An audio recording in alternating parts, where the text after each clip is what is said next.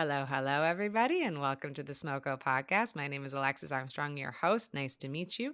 The Smoko podcast is the place to celebrate and highlight women, trans women, and non binary folk working within STEM and trade occupations. So please tune in, take a break, and join us.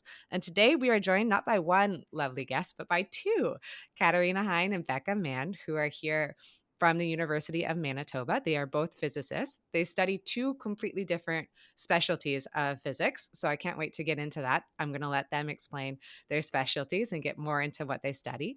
We're also going to talk a little bit about their experience as women in STEM, but we're also going to talk about community organization because they are both two executive members of something called OPUS, which is the Organization of Physics Undergraduate Students at the University of Manitoba. And we're going to talk about community outreach and their experience of OPUS and running OPUS. So, Katarina, Becca, thank you so much for coming on the show. It is so nice meeting you. Thank you for coming out on Smoko. Thanks. It's nice to meet you too. I'm excited. Thank you for having us. You're welcome. It's an honor. If we could start maybe at physics, because like when I think of physics, I kind of go to like one stereotype and I stay there and I like one understanding of like what does it mean to be a physicist. I know you guys have very different specialties. Kat, you're in medical, and then Becca, you are in astrophysics. So kind of two ends of the spectrum. Could you describe what your field studies and what is it about that specialty that first interested you when you first discovered it? So I study astrophysics. Astrophysics is just the study of space and anything astronomical from a physics point of view. There's kind of a lot of different subcategories in there, but that's the general definition of it.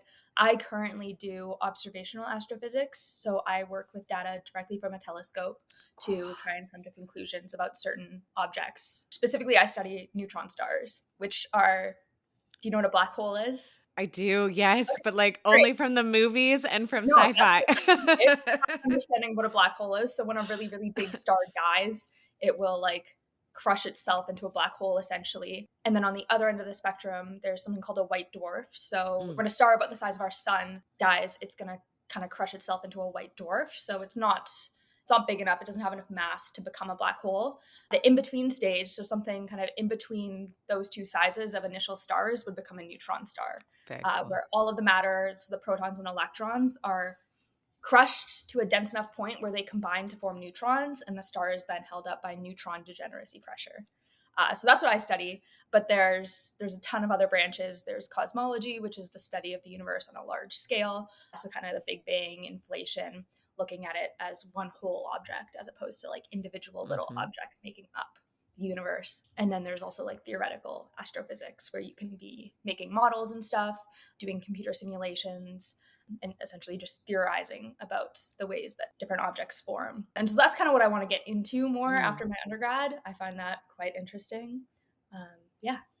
That's so cool. Like there's so much to unpack there, but like that's absolutely fascinating. Like no wonder that's what you study. Like if someone Right? was like, I "Hey," feel like it's pretty self-explanatory. I liked space and I did physics in school, and I was like, yeah, this is cool. yeah, I guess that's what I'll study the rest of my life. totally. Like you're like that's the origin of the universe and I'm studying like how a star dies and like I'm going to map it out. Like of course. Yeah, I want to be a physicist now. Like that's amazing.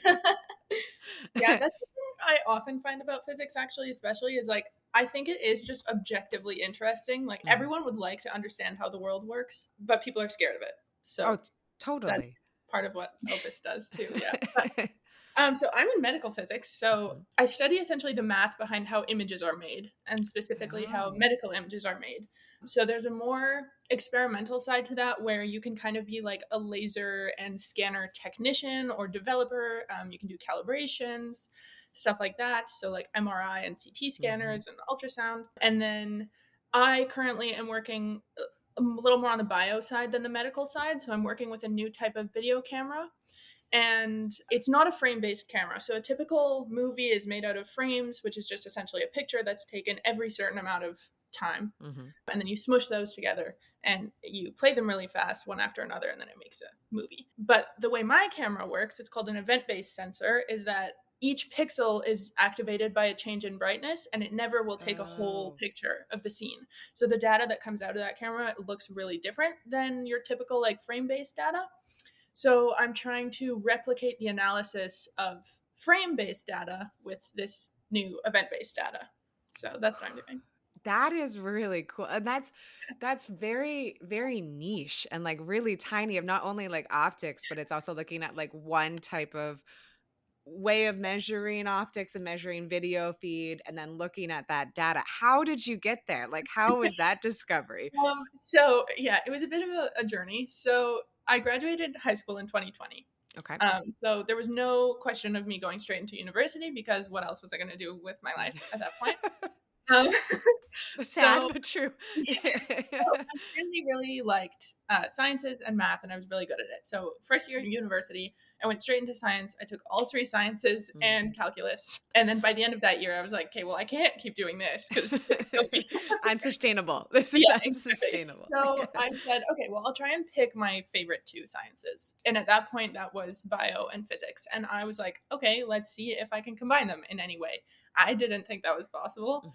But my dad actually was looking on the U of M website, and he found, Kat, there's a biomedical physics degree concentration. And I was like, oh, that sounds interesting. So that's how I got into that. The project with the EBS, specifically the event-based sensor that I was talking about, was an internship opportunity in Germany. So I did that this summer, and that's what the group was working on. So ah, that's beautiful. Also, go dad. Like, that's yeah, so I know. cute.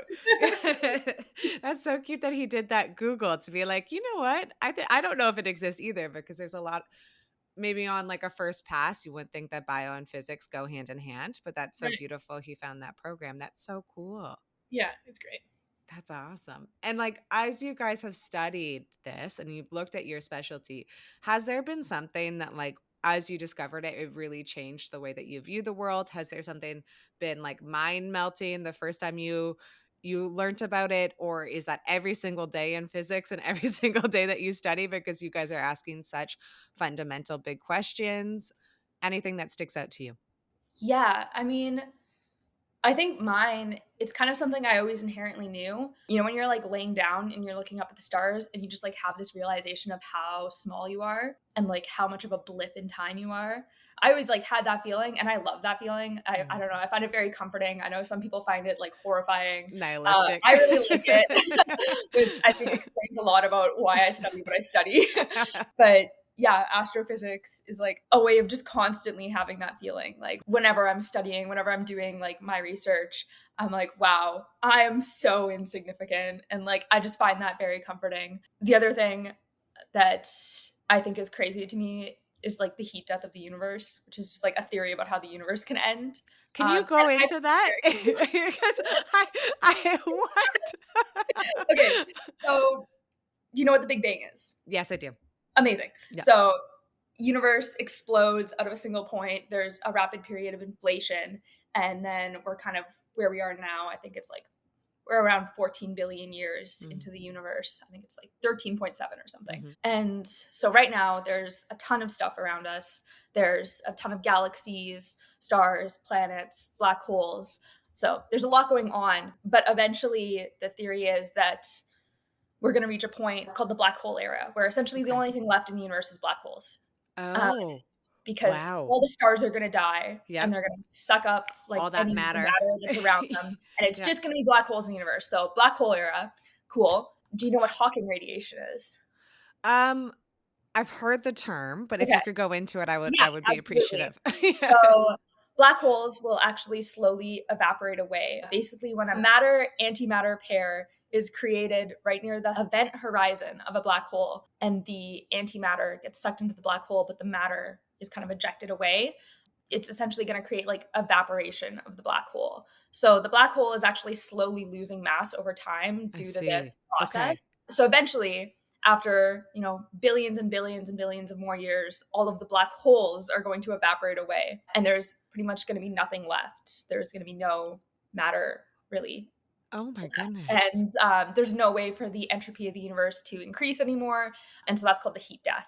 Death by evaporation after all of the evaporation and deletion of all the black holes. Is that correct? Exactly. To paraphrase it? Yeah. So it's just a theory, but I find it very interesting to think about, and kind of mind melting. Oh my goodness.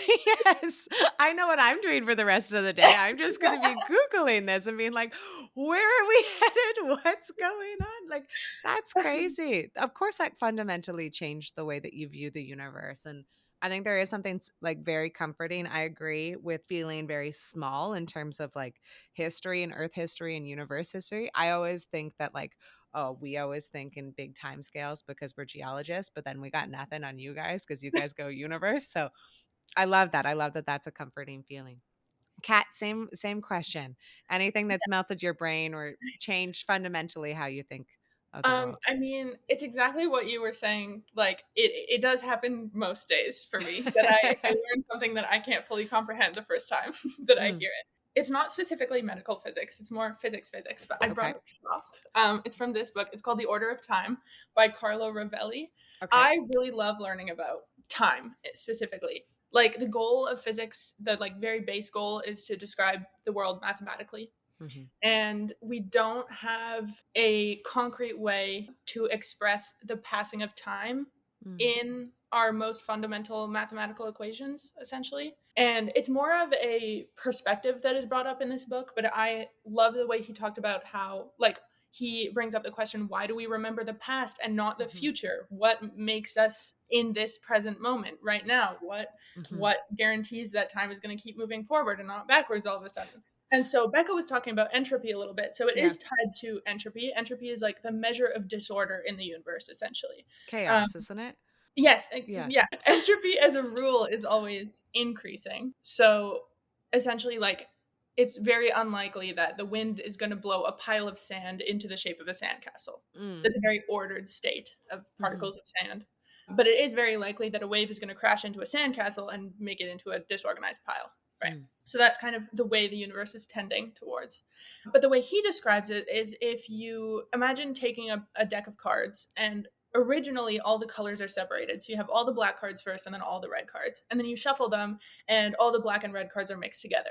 So it seems like your disorder has increased. hmm. It seems like the entropy has increased. But then if you take a closer look and maybe all of the numbers are organized in a certain Oh. way, maybe Hmm. they're ascending or descending, then from that different perspective, your entropy has maybe stayed the same or decreased even. So he says that our blurred perspective and our very small perspective of our universe means that maybe we don't know how time works at all, and maybe Hmm. our entropy is just the way we perceive it. And I thought Yeah. that was so cool. I listened to it in the car and I was like, No. wow. Oh my God.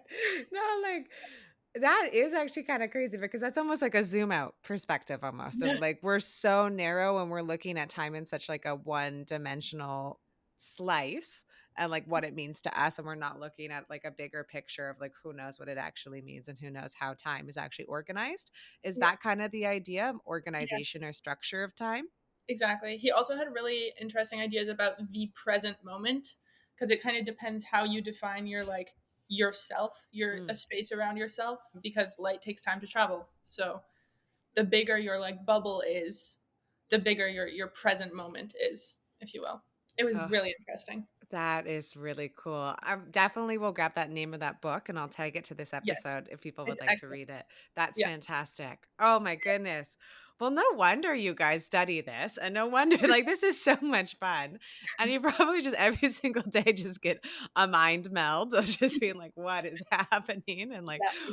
Yeah. yeah, where am I in the universe? Of that, is there something like in this could be within your specialty or this could be something in physics in general. I think Becca, you mentioned like kind of what you want to study maybe after undergrad. Is there Mhm. something in the specialty that you guys are really excited about that you're like, yep, this is my thing? Is it like that type of video frame rate that you were talking about, Kat? What's something that you guys are nerding out about right now? For me, I've just been doing like a ton of reading about cosmology in my free time. Mm. Not that I have a ton of that. So, every once in a while I just like I read some papers. Okay, I wrote notes down because there's Okay. no way I'm gonna remember this. So cosmology, I think I said, is the Yep. study of the universe as a whole. So like on a Hmm. really, really broad scale. And I've just been like really interested in the evolution of the universe from the Big Bang to where we are now and then into the future. And so that kind of includes like inflation and the role of like quantum Hmm. fluctuations in how we view our universe right now. Cool. Because basically if you imagine you had like a balloon Mm-hmm. and you wrote a message on it that was way too tiny for you to see when the balloon was small.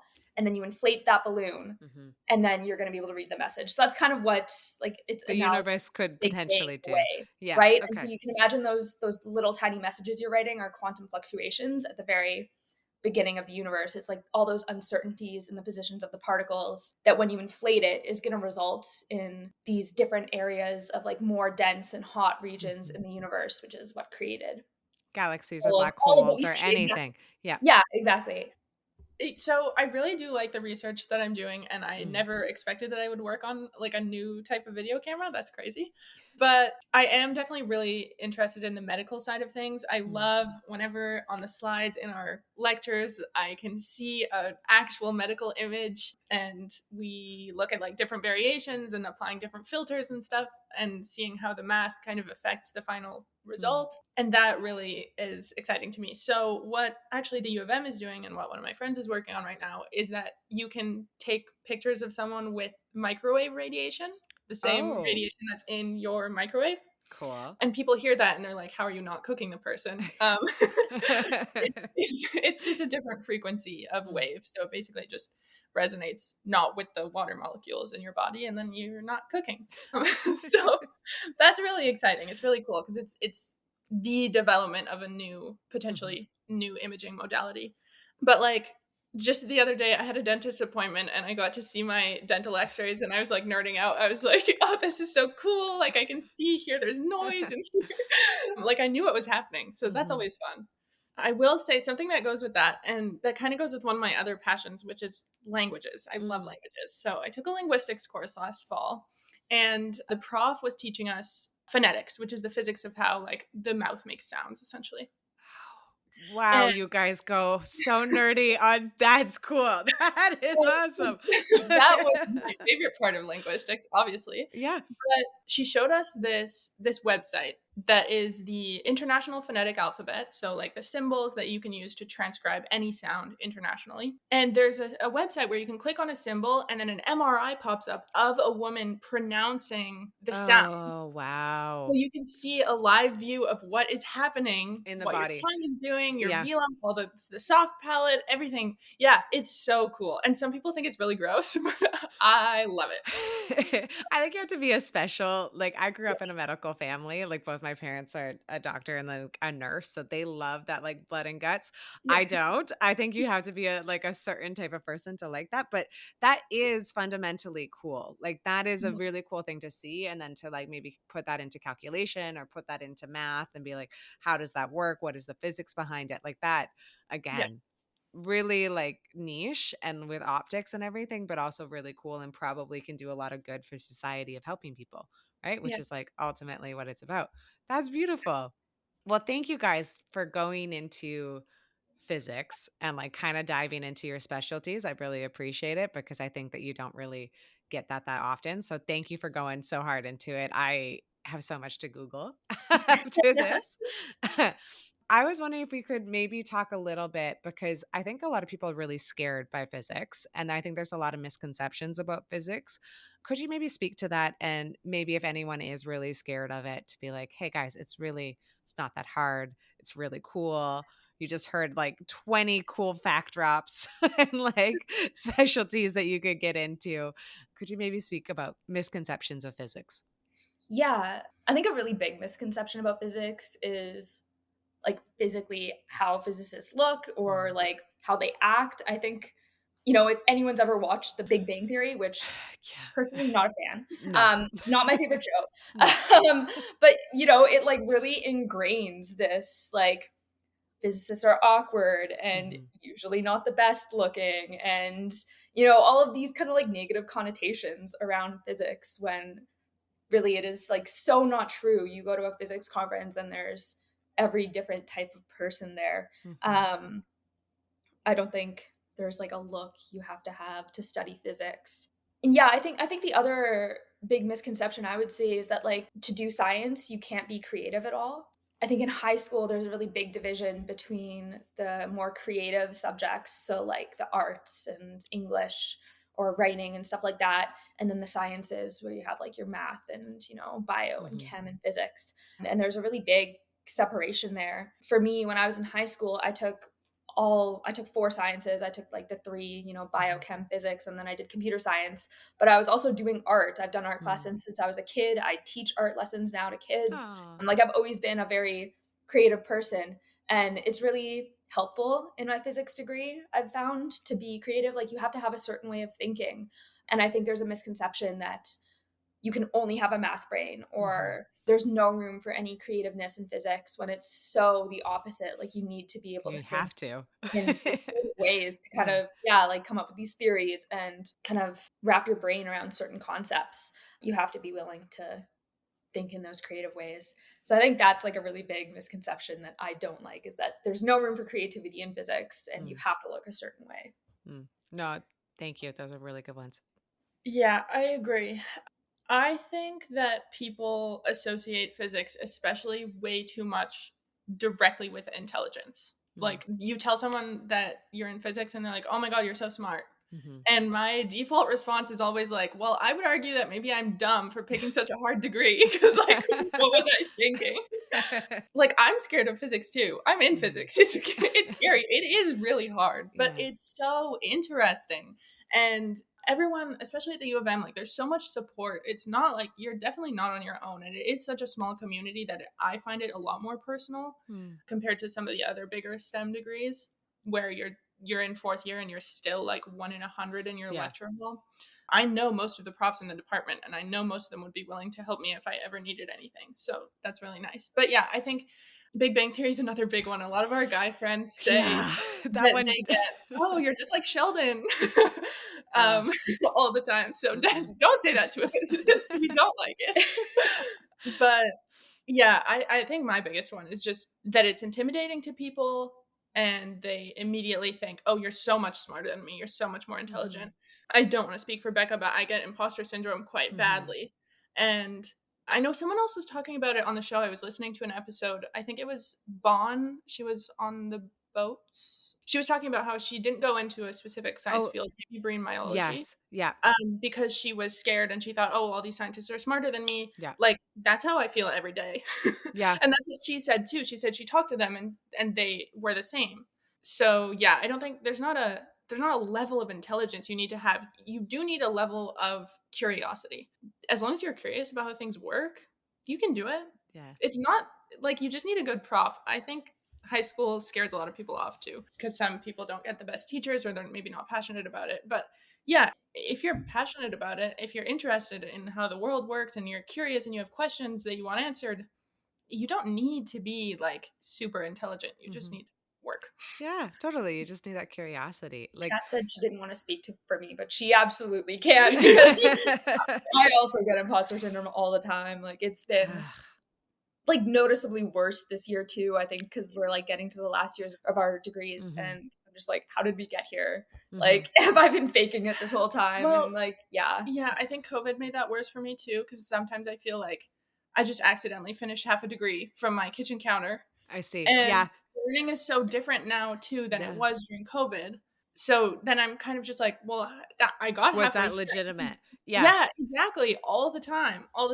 And I'm like, well, maybe today's the day that they'll all figure out that I'm not smart enough for this, Yeah. Which, objectively is ridiculous, but. I know, but like, it's so human though. And I wish I could say to be like, yeah, don't worry as soon as you get out of university. But I'm like, man, I feel like that too. Like, I feel like that almost every single day. And like throughout my career, and also throughout like grad school, or even like when your whole job is to learn and maybe not to understand something, and to be like a junior expert, and like to be like, you're just starting your understanding. Even then I was like, I didn't deserve my undergraduate. Don't know what I was doing. Like I made it up. Like somebody else did that. Like I don't know. I wish I could say words of advice to be like, oh, it gets better. But I feel like unfortunately it is kind of human nature. And I think that you guys brought up maybe the root of it. I agree with you full-heartedly that I think in sciences in general, as like a bigger subject, I think there's this rigidity about intelligence and about what it means to be a scientist. And I think it puts people on a pedestal that they might not feel themselves internally, but externally they're a scientist, and externally in society they're like, oh, you're a genius because you're a scientist and you're going to look at this differently. And you're like, I don't really know. Like, I just liked rocks. I was just a kid with ADHD that was collecting rocks outside. Like, you know what I mean? And eventually it turned into a career. But like, for me, that's always been what I think is the biggest one, is that rigidity and intelligence. And I also think that rigidity in creativity, because I couldn't agree more with you, Becca, that like I do think when you look at physics or you look at science, they're like, well, you must be good at like math and numbers and like a numbers kid. And like, again, I was a kid with ADHD. I was like, no, I was painting half the rocks. I wasn't identifying them or classifying them. I was like picking them up because they were pretty or like a green color. Like, you need that creativity in science. And I think that might be something that's lacking. Like, you're studying the universe and how the universe is created and what's going to happen when it dies. You need to have a 3D brain and an artistic brain to be like, what does the universe even look like? We're so small. And you have to have that as well, to be like, okay, well, what does a lens look like? Like, what does light filtering through that? And then what is going to be that data output? Like, you have to have that creativity and analytics. So I appreciate that. Thank you guys for going into it. I am also very sorry that Big Bang ever happened as a show for people that are in physics. I'm Truly the so sorry. downfall of physics. Yeah. We're not sorry about Oppenheimer, though. We love Oppenheimer, so maybe it'll get better For the most now. part. Yeah. You're like, we claim that one. We do not Yeah. claim the rest. Well, no, thank you for speaking to that. And I'm sorry about imposter syndrome. Again, I wish I had a cure all, but I don't. I don't think it exists, and No. that's okay. To shift a little bit and to shift the conversation, I wanted to talk about OPUS and to spend some time talking about OPUS because I think it's a really, really cool organization. And I love how close knit as a faculty you guys are, as like a department, and the fact that it's so community based. Could you kind of maybe start at the very beginning of like, what is OPUS if people are unaware? And then what is the mission of the organization? Yeah. I mean, OPUS, so it stands for, I think you said earlier, the Organization of Physics Undergraduate Students. And that's really exactly what it is. It is an open space for anyone pursuing their undergraduate degree in physics. We have a little club room that has desks, and, we try and make it as welcoming as we can. But it's really just like a place for any undergraduate physics students to gather, hang out, to exchange ideas, to just talk about whatever stupid stuff they're studying, or whatever's going on in the world. It does not have to be physics based. Obviously we have regular conversations. And yeah, it's really just like, I think, a way of offering a sense of community and companionship to people pursuing a physics degree, because sometimes it can feel lonely. And if you're trying to do that on your own, I mean, I don't know how you would do it, because I have not done it on my own, and I don't know if I could have done it on my own. Yeah. All of our exec actually were thinking, I don't know if we have an actual mission statement. Our goal is, and always has been, to provide community for people to do a really hard thing and feel less alone. I would have never been where I am now if not for OPUS. It gives you a space to exist in the university, which a lot of undergrads don't have. A lot of people are just kind of wandering the halls, and from day to day, they don't know where they're going to be, where they're going to be able to sit down and work and whatever. Our members know that they're going to be in the OPUS room, and it's a good place to be. Yeah, it's a place to go and think about physics. It's a place to go and not think about physics. We do a lot of social activities. We have some insane sleep-deprived conversations. We sit on the couches. We cry. We stay there till 10 p.m. It's really the full range. But yeah, it's just a really great support system. We also offer a lot of support to first-year students, because first-year physics especially they're really massive classes, and it does feel quite isolating, especially if you're in your first year of university. So we offer free tutoring for the first year classes, and we do like these big cram sessions before their exams to kind of help them prepare. Yeah, we definitely try and humanize especially the first year courses a lot, because I feel that they're very impersonal.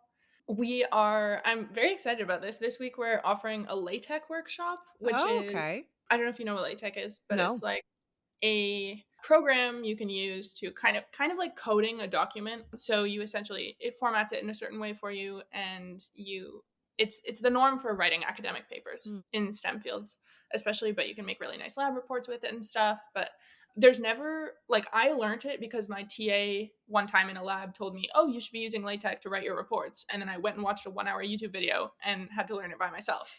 So there's not really a place where it's taught. It's just kind of like eventually everyone starts using it. But so I'm excited about that. We've been wanting to do it for a while. We have a really active exec this year, and we're getting a lot of cool things done. So it's great. That's so beautiful. Well, first off, I am so jealous that LaTeX exists, because I'm like, Yes. are you kidding me? I wrote a 217-page fucking thesis without that. Are you? I was like, how dare you? I was like, oh my goodness. But that's so beautiful that that exists now, and that you're like bringing that to the community and like teaching them. And I think like it's such a full circle moment. Like you guys just talked about like misconceptions and like what's hard about physics. And like one of them is people think putting you on a pedestal and being like, you're a genius, you got this. And you're like, do I got this? I don't know. It's really difficult. And like, like in reality, it's hard.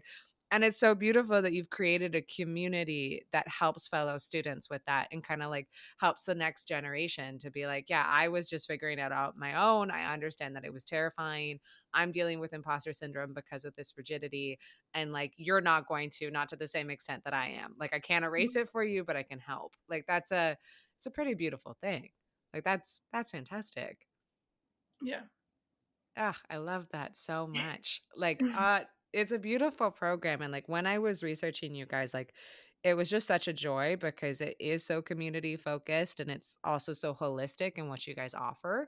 And like I know that you have so many initiatives. You just talked about this one with coding and writing papers. Is there one that you're most like interested or excited about? You guys do, I think, like mentoring, you have a bursary, you have a journal club, you have social events, you guys are crying on couches, you're talking about physics till 3 a.m., the origins of the universe. And is there an initiative that you're like, this is my thing? I think for me, I love the social events. I love to get a chance to just like actually hang out with everyone in a context outside of constantly studying for classes. I think a common conception or misconception about physicists is that we're all like super antisocial and don't want to be friends and just want to do physics all the time, which is like so beyond not true because no one can operate like that. And I think it's really nice to just like have these nights where we all get to hang out and just be like normal Goofballs. 20-year-olds with each Yeah. other.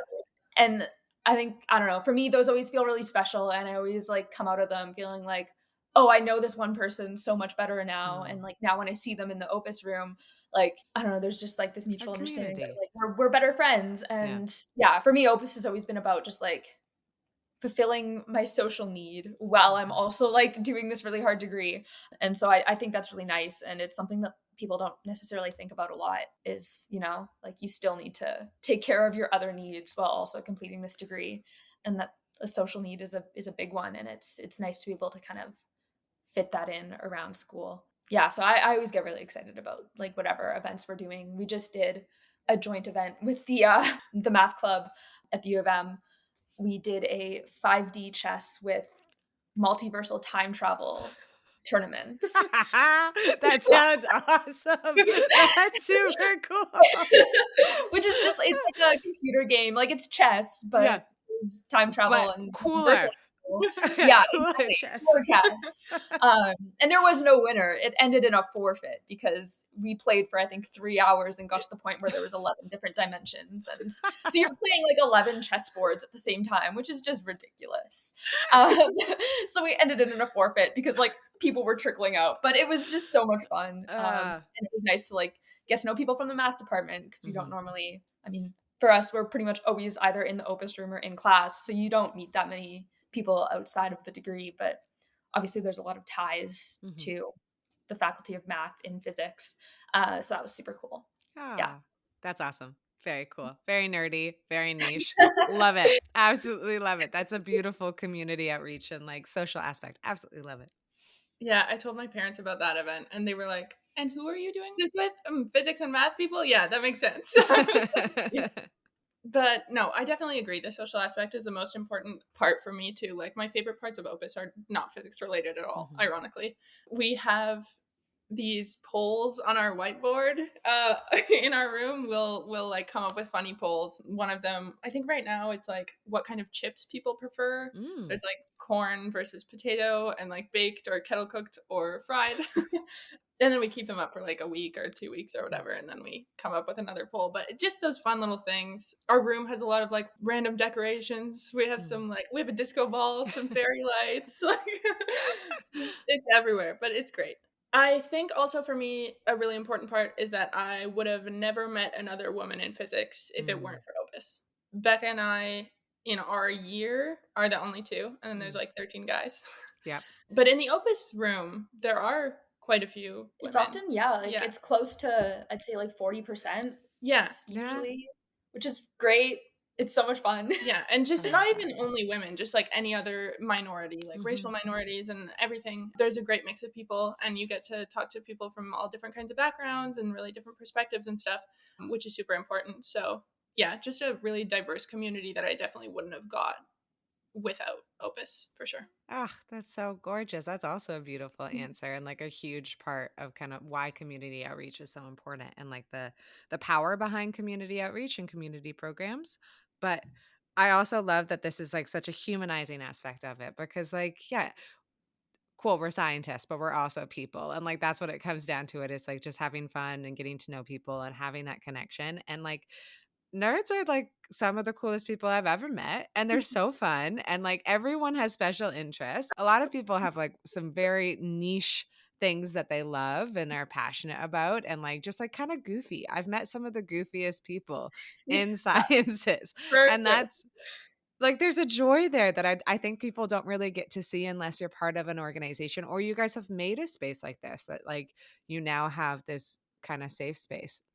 That's also really cool that like all of a sudden you have representation and you have a more holistic view of who's a physicist because of this organization. That's beautiful. That's Mhm. very cool. And maybe if we could spend a little bit more of time there, because like we've just been talking about like being gender minorities within STEM, could you kind of speak to maybe the importance of community organizations, the importance in terms of increasing representation? How has this impacted you and your university experience? Like it sounds like it's just been like this is the university experience, man. Like this is the best part of it. Yeah. So in our first year, Kat and I met online, right? So Hmm. all of our courses were online. I met all of my current physics friends online. We would do like Zoom study sessions occasionally. But like the first time that Kat and I actually sat down next to each other, she didn't even recognize me. We'd only met over Zoom. And for the well, there were three of us. There were three girls in our honors lab course, and we all sat Mm. down next to each other. And so that ended up being our lab group because we didn't Oh, want to, venture out. yeah. Um, but yeah, for me, Kat was the reason that I joined Opus because she was already a member, and I was like, oh, I need to be friends with her.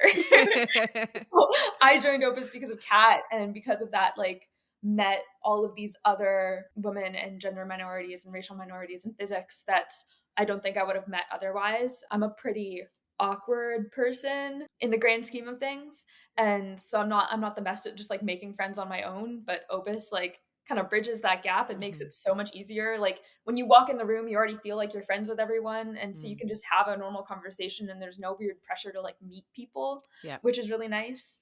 Yeah, I think the other thing is because of Opus, like we were able to go to a conference last year, the Mm. Canadian Conference for Undergraduate Women in Physics. Oh, And that amazing. was like that was a big, I don't know, it felt like a turning point in my physics career for me because I was at this conference with all of these women from across Canada that were my Mhm. age who shared all of these similar interests. And that was super cool for me. And I think on like the last night, I don't know if you did, but I was sobbing because I was like, I don't want to Aw.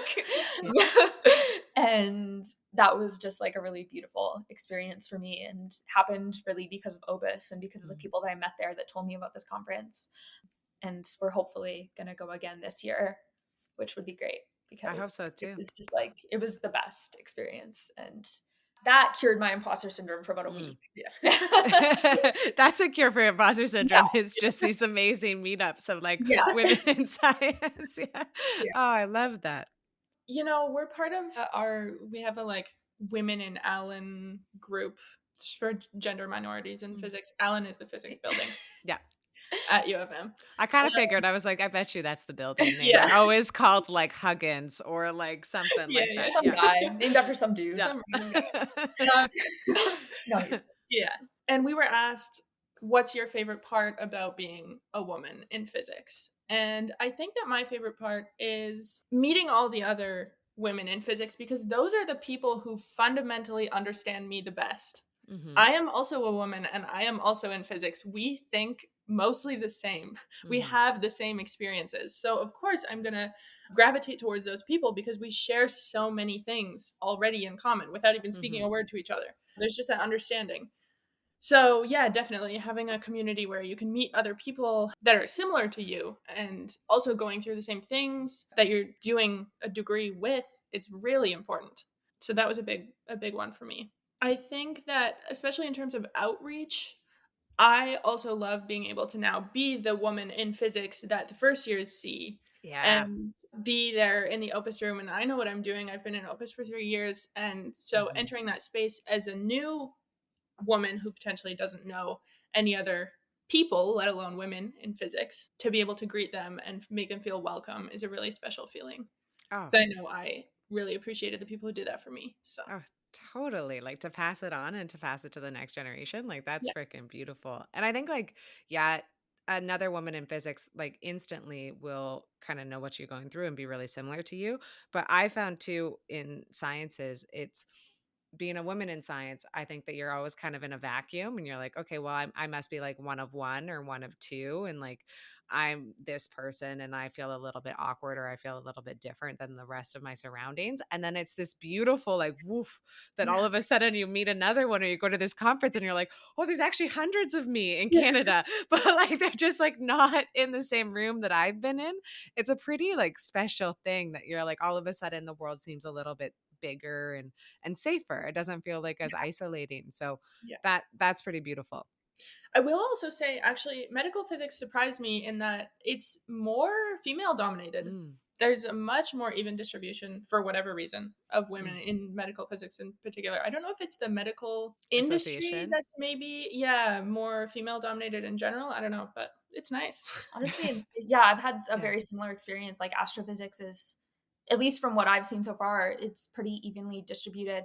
I'm in like a specific astrophysics research group on my Mm. campus where I work with my advising professor, and it's like 50-50 in terms of a gender split, which is really cool to see and Yeah. nice. Ah, that's so beautiful. No, I love that. And I love everything about Opus and I love everything about the community aspect and like just how much good you guys are doing. And I just think it's pretty special. And maybe because Kat, you just mentioned of like when you were first coming in as like first year student, you've been in Opus now for 3 years. And like you're the reason why Becca came in because she was like, I don't know if I want to go into Opus, but like my buddy's over there, so I'm gonna join her. If anyone else is maybe like nervous about going into community programs, what would be your advice? Like, what helped you take that first step? I know, Becca, I think you were like, okay, I'm going to go with Kiss Cat can do it. Yeah. Yeah, my advice I think would just be make one friend. You know one person and it suddenly feels so much more accessible and less intimidating. Mm, Like if you have one person to walk into the room with and mhm. you're not walking in alone, it feels so much better. So if you can like just identify one person in your classroom that like looks like a safe person to you and Mm. you're like, yeah, they would probably think similar to me and I feel comfortable just like saying hi to them. You just have to do it one time and then it's over and you don't have to do it again. Then you're in. You're You're in, in. yeah, you're good. Yeah, I mean, I recognize that it's super intimidating to walk into a new space where everyone knows each other and there are quite a few people in the room at a time and you don't really know what you're doing there. You maybe don't even know what happens in that room. But my advice to everyone is to find a student group and join a student group. Mm. Every undergrad needs a student group. It's the best support system you could possibly have going through a degree. So yeah, if that means making a friend, even if they don't know anything about the club either, yeah, just Yeah. knocking Like, on the door, yeah. honestly. And I know I can't speak to other clubs, obviously, but in Opus, we're always so happy when we see new faces. So we need people in physics. We're not trying to scare them away. Yeah. We're Yeah. desperate for friends too. Like if you open that door, you're going to be our one friend, man. You're in. Exactly. Yeah. Exactly. So yeah, I think also events are an easier way to do it. I know at the 5D chess event that Becca mentioned, there was someone from the math club who came in and said, "Are there any math people here?" And I said, "Oh, well, I think so, but like I don't know any of the math people. I've never met Mhm. them. So, like I think the people I don't recognize, some of them are maybe from math." And the person said, "Oh, okay, because this is my first community event. Like I've never met any of the math people either, but I am in math." Oh, And okay. they were saying how they're not really a social person and they have trouble, being outgoing and stuff. And I said, Mhm. "You're in the perfect place." Like I think what Becca said earlier about people thinking that physicists are antisocial is true. And I think that we are perfectly social with people we understand and we all Mhm. really understand each other. So it's a really good space to step out of your comfort zone a little bit. It's really welcoming. Mhm. So Yeah. Take that first leap, but then after you take the first leap, like the rest, like the club has got you. The people in the exactly. organization has got you once you make that first leap. Exactly. You don't have to do much work. Yeah, the hardest part is just like walking the door the Yeah. first time, and then after that, it's smooth sailing. Mm, I love that. And that's very, very, very good advice. I wanted to touch on one thing kind of before we wrap up. And I think we touched a little bit on it on like balance and doing something really difficult, like very hard and very like rigorous scientific undergraduate degree. I want to talk about the importance of hobbies in terms of like work life balance, in terms of getting through university, and also maybe like a lesson learned from your guys' hobbies because you guys do some pretty cool things. Like researching you guys was awesome. I was like, yeah, you're like traveling around the world and you're jet setting. And like, Becca, you competed in something called like the world's toughest race. And I was like, what are all of these Winnipeg Press news articles? Like, this is. This is crazy. I was wondering if you guys could speak to that, if you could talk about a little bit about your hobbies.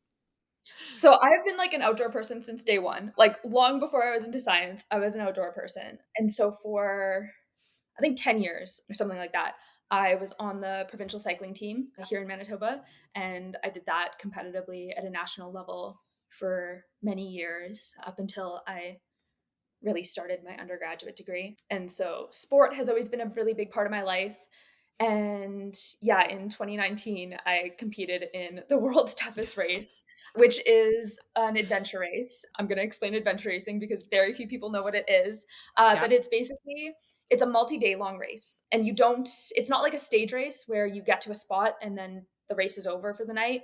It is constant. So you're Wow. going 24 hours a day.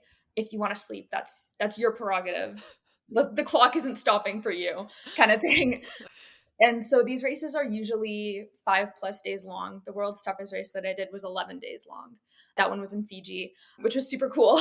Mm, And so, yeah, adventure racing is a combination of a bunch of different sports. So it's usually like walking or trekking. There's always some sort of paddling, sometimes various types. There's some sort of like fixed rope element where you're mm, like okay. either doing a rappel or ascending a rope or doing a zip line, something like that. There's mountain biking. There's Everything. there's Anything that you it's could think everything. of. It's so many sports, and every race is kind of different. And so I'd been adventure racing. I'd been doing shorter ones, like they kind of range from 8 hours all the way up. So I started doing short ones when I was, I think, 12. And yeah, the World's Toughest Race was my first like multi-day expedition race kind of thing that I did. And you're also navigating the whole time while you're doing these. So map and compass, no GPS is allowed, and they basically give you like a race guidebook and you have to get Mm, to certain checkpoints via certain means of transportation, be that your bike or paddling or walking. You have to navigate the whole time. If you make a mistake, that's on you. Figure yeah. out where you are and get back on course kind of This thing. is like a crazy, yeah, you're on your own. We're going to put Yeah, you in the wilderness you're and like truly on your own. go. It's a team sport, so you do it with 3 other people. So you're not on your own in that sense, but Mm, your team is on its own yeah. kind of thing. Yeah, so I started doing that in 2019. I did another one this past summer, which was super, super fun. So yeah, adventure racing is now kind of my main hobby, which I love. That's It's so much fun. And a motto that I've always carried with me through whatever sport I'm doing mm, or my degree is that you are stronger than you think. And like whatever mental mhm, block you have that you feel like, oh, I can't keep doing this. I always just that I repeat that to myself mm. constantly is that like I can do hard things. I'm Oh, stronger than I think. Like this might feel like my limit, but it's not. Like I can keep going, be that through sheer exhaustion. and walking through the nights while I'm like hallucinating because I'm sleep deprived, or doing a quantum mechanics assignment that I have Yeah. no idea how to do it. Yeah. Totally. Yeah, like your life has a new frame of reference of being like, what, Yeah. this is difficult? Like I didn't sleep for 5 days and like I Exactly. walked all of these miles and like Yeah. that's absolutely incredible. But I could see that being really powerful and like helping you with everything and also helping you probably with stress too, of just like getting out there and like pushing yourself to the most extreme you could possibly be Yeah. in the world. For Like, sure. yeah, the hardest thing you could ever think of. Do that Yeah. for Completely. 11 days. Yeah. That's crazy. So that's my hobby. It's a really normal one. A lot of people have heard about it. I love it. I do want to say one more thing before we move to Kat because I want to hear all about her travels and I want to hear about that and her that role in her life. But one thing that cracked me up is I was talking about this. I was like telling my dad, I was like, "Do you know what adventure racing is?" And we were like kind of talking about it. And I was like, "Yeah, like I'm interviewing a girl. She's from like a team from Manitoba from Winnipeg." She's like, he was like, "Oh, well, they're gonna win." And I was like, "What?" And she was like, "Well, they're from Winnipeg. Like they live in the cold. Like they're gonna be fine. They're gonna be like the toughest people you've ever met in your entire Well, life." you'd Like be surprised. We did not win. We did finish, which was our goal. And if you are so inclined, you can go watch it on Amazon Prime. Oh my goodness. Okay, I will. I'm gonna put that in this episode. Like, If you search World's Toughest Race on Amazon Prime, it was all on there. It was like part of Eco Challenge, which was this whole adventure racing phenomena that occurred in like the 90s. It got canceled in 2002. Amazon Prime brought it back for 1 year in 2019 before it got canceled again. yeah. And I was really lucky to be able to do it that year. And I'm featured in episode 10. Okay. If you Episode 10 Google goes on 18 this episode. Cool. Okay, well, I'll take that. That and thank you for going into it because it's a really freaking cool hobby.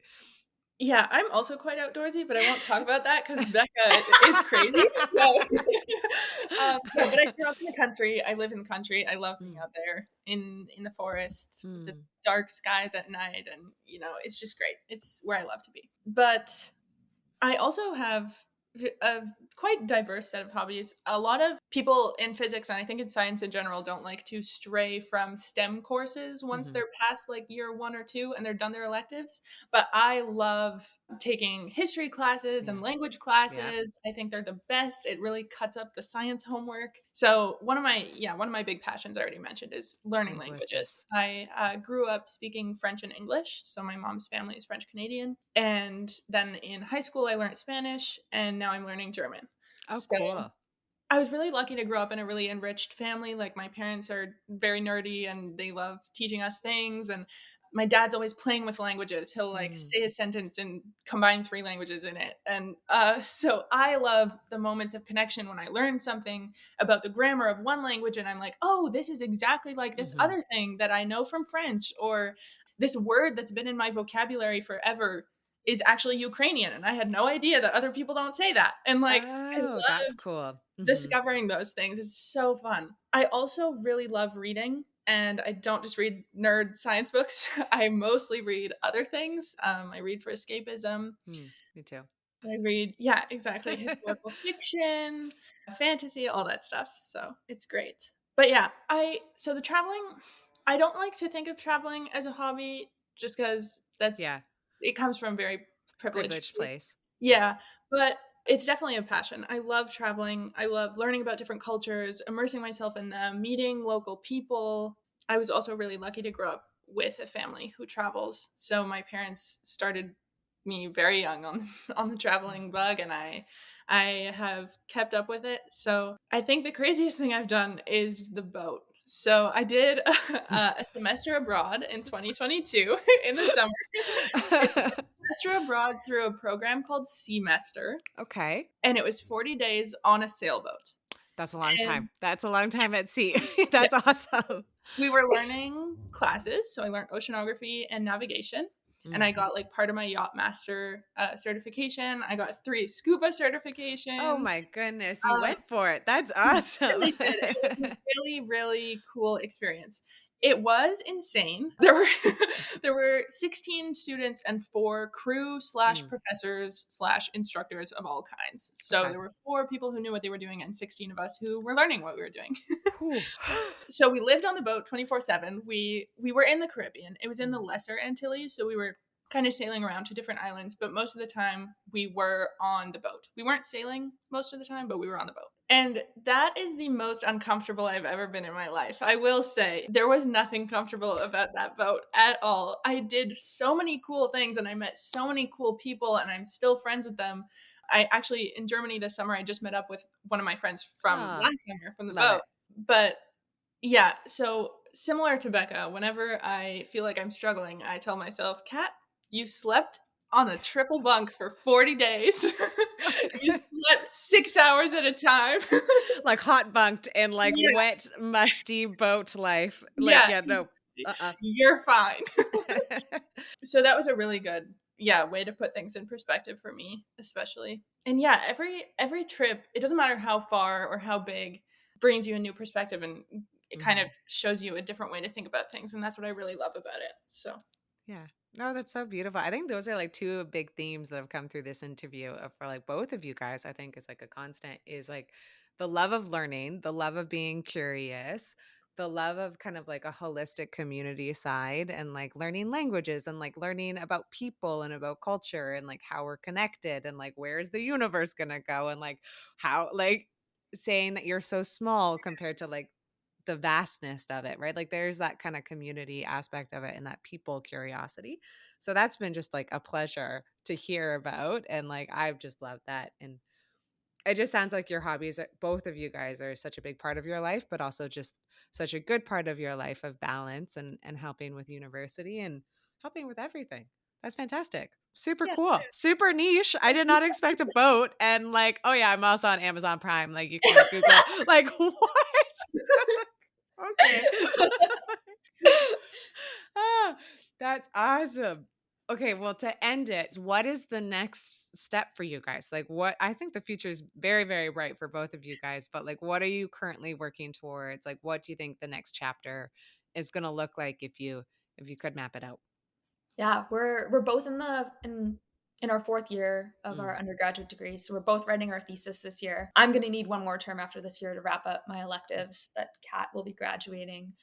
So I think right now, I don't know about you, but I have like tunnel vision on Yeah. just getting my thesis done and like writing this ridiculously long paper. I'm planning on taking like after I finish my next term Mhm. of taking the rest of the year off from academia. Awesome. I want to go like live in the mountains for a couple months, work as a lifty or something, Yeah. just do something completely unrelated, give myself a little break because Yeah. academia is a lot. As much as I love it, it is not, I don't think it's a sustainable lifestyle. I think there's a lot of problems in academia that we're not going to get into, but I'm going to need a break from it. And I know that. So I want to give myself that little break. And it'll also give me more time to like look into grad school Mm. because I do want to pursue my master's and PhD eventually. Awesome. Yeah, that is my next plan. I Is love finish that. thesis, take a break. Yeah. Tunnel vision, complete the task, and then like take it off. Yeah. Like do nothing. Yeah. Amazing. Fantastic next chapter. Love it. Yeah. Yeah, I'm kind of the same. I think if I think of anything past next week, I might cry. But no, yeah. So I am graduating this year. Awesome. I am also going to do my master's at least. Oh my A lot of people say, "Oh, I'd be surprised if you don't do a PhD." And honestly, so would I. So probably a PhD. But yeah, I'm debating also taking a year off. I do want to travel. My next goal is Central America. Oh, I'd love to awesome. do like a big long trip in Central America, really polish off my Spanish too. Mm. But yeah, I think masters at U of M is my next plan because they're working on the cool microwave imaging. So I'd love to be a part of that. And yeah, we'll see where it goes. A big theme Love in it. my at least academic life has been like I found that boat program on an Instagram ad. I didn't know I was going to do that. I had no idea what I was going to do for the summer. So I'm not going to count anything out, Yeah. honestly. You're like, what else you got? Yeah, Instagram? Hit me up with another exactly. targeted ad. Yeah, Yeah. like who knows where it's gonna go. Oh, well, I love that. And I also love the idea of grad school because I don't know, I love learning too. I loved going to grad school. It was one of the coolest things I've done. But I also love the idea of taking a break and like giving yourself some time off and like some time to recoup because it's a lot. But it would be really cool to be part of the microwave project and make sure that you're not cooking people when you're taking their images. Like that would be a very, very interesting thing to do. You two, this has been such a pleasure. This has made my morning. Thank you so much for coming on the show. It was so interesting to learn about the community organization, about OPUS, about physics in general. Again, I know I have 30 things to Google and to really dig into. So thank you so much for coming on. Thanks for having Yeah, us. It's thank you been so much great. for having us. Oh, that's awesome. Well, you guys can come on whenever you would like to come back onto the Perfect. show. And for those guys listening, thank you very much. This is the Smoko podcast. We will see you next week. Okay. Bye-bye.